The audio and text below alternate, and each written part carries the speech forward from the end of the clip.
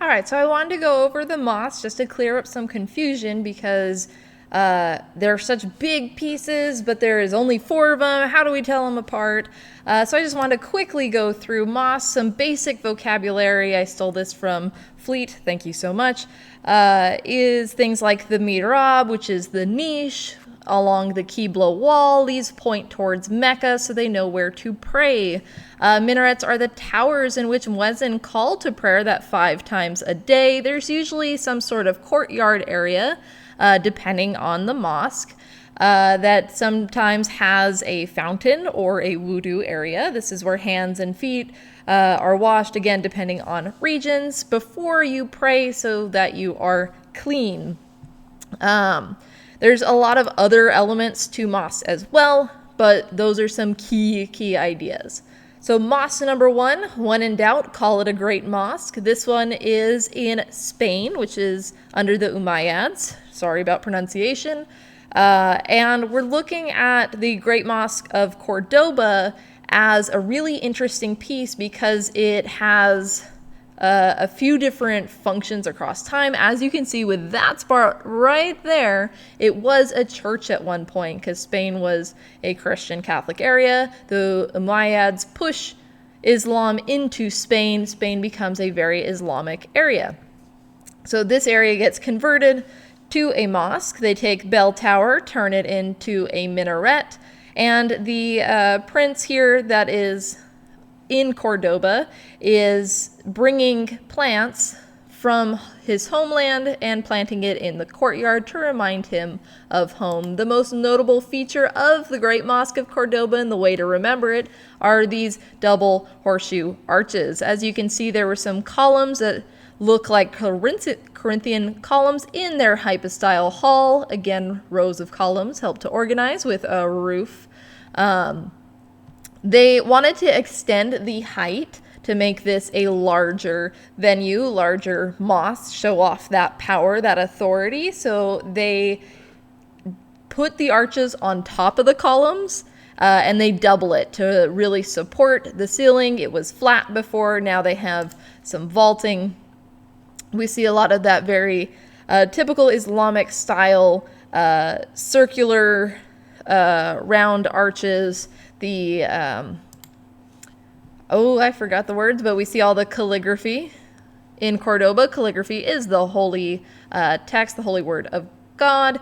So you see nature getting used as pretty much the only pictorial drawings that you would see in the architecture, in the depictions of anything religious, because you do not depict the icons that be iconoclastic. Nature, however, represents paradise, and it is one in the same with kind of that holy existence, right? So you're aiming towards paradise, therefore nature, paradise, all throughout the mosque.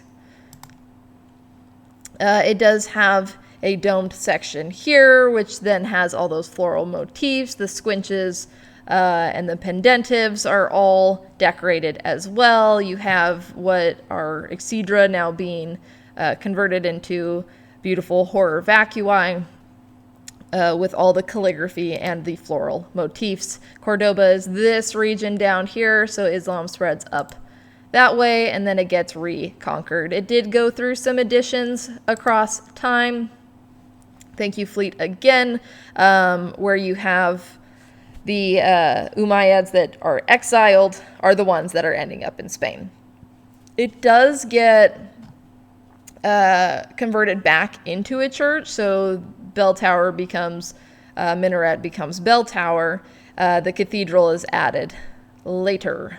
And that is Great Mosque of Cordoba. I know that's very simplified, so take a look at those horseshoe arches. There were Goths there. There's lots of deep history that goes into it, but just as a quick go over of Cordoba. Then we have Great Mosque of Isfahan. It's in Isfahan, Iran. It's also sometimes called the Friday Mosque because of the calling to prayer on Fridays. It is under the Safavids. Safavids are a very large dynasty. A lot of great artwork comes out of the Safavids, like the Ardabil carpet is an example of one.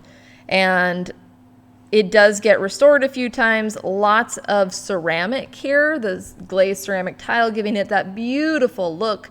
The way to remember this one, Great Mosque of Isfahan, has the awans, these large walls with their minaret towers on one of them. This one's the Qibla wall, I believe.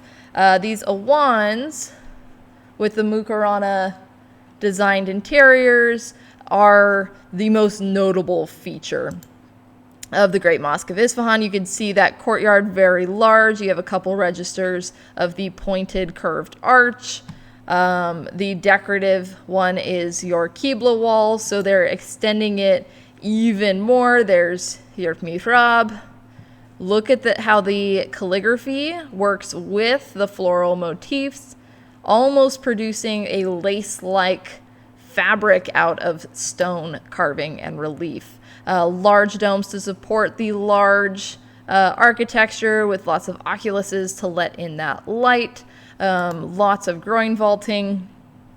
And this large open courtyard, this is where we have our main pictures right here. So then you go into main mosque there. The 401 construction became popular because of this one. Because of how grand it is, it really makes an impact. And we do have only 2 minarets on this one, and that is on the Qibla wall. This is a great place for community and for markets and like coming together as the community in Isfahan. So that's what the Friday Mosque is. It's congressional, it's a central hub, it's markets, and it is known for those awans, probably one of the first to do so. Whoops.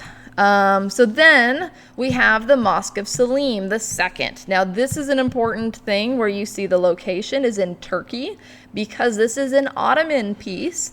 The artist is Sinan, date 1568 to 1575.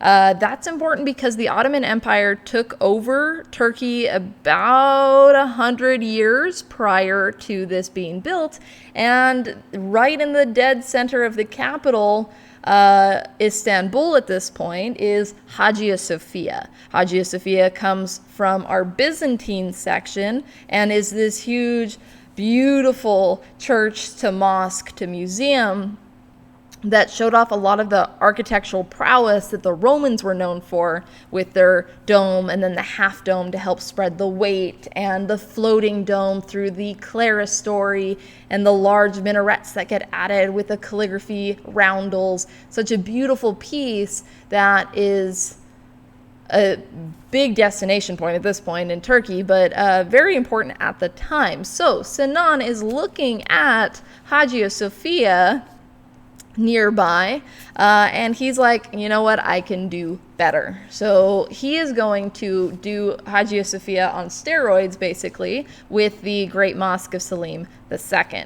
And we can see that just through the use of dome and other domes and more domes and half domes and the minarets that are even taller. So this is much taller and it's spread, so more space for courtyards instead of the kind of hodgepodge central basilica plan that Hagia Sophia had. It's a lot more organized. He's also using those red and white vousses, sorry for my French, that Cordoba also used, very synonymous with Islamic architecture to have those alternating colors.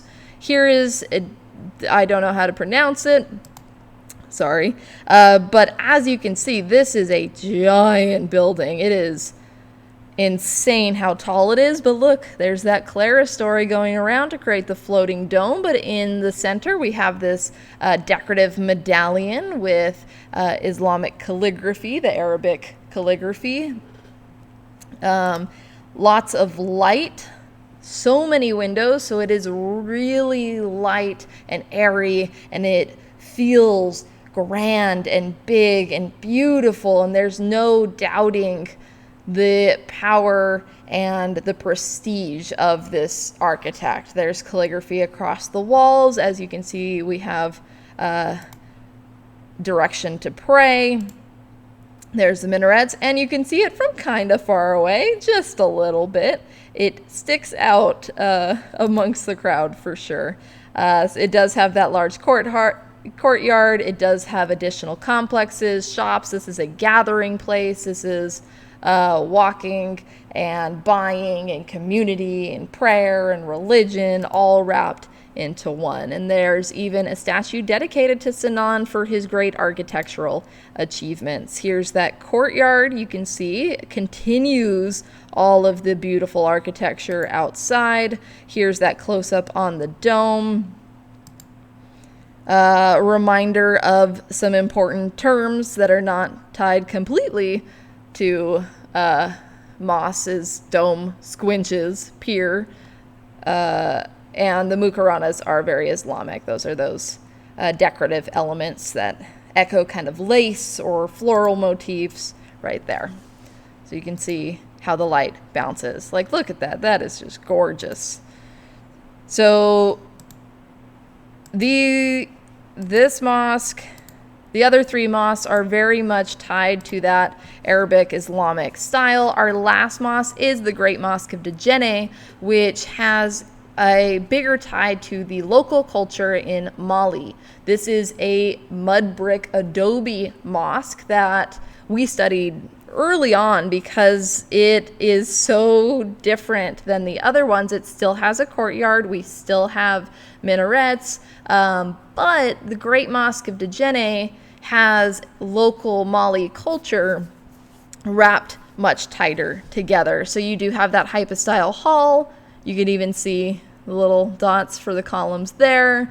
It has these wood beams on the outside called torons. Torons help with scaffolding and climbing up because this is made out of adobe. After the rainy season each year, they would have a big replastering ceremony in which locals would come, gather, replaster the mosque so it continues to be upheld in a good state, because the rain would really deteriorate the mud brick after time. So it's a big community thing to come together, replaster the mosque, and it brings people together both religiously and community. We also see elements like ostrich eggs on top of some of the towers that represent fertility. So again, it ties in that local culture. So those are our 4 mosques. Please make sure to study them. Great Mosque of Djenné is in Mali with adobe. Great Mosque of Cordoba is the church to mosque, technically pagan to church. Great Mosque of Isfahan is the one with the awans, and the Great Mosque of Salim is trying to outdo that Hagia Sophia. Good luck on your studying. Hope that helped.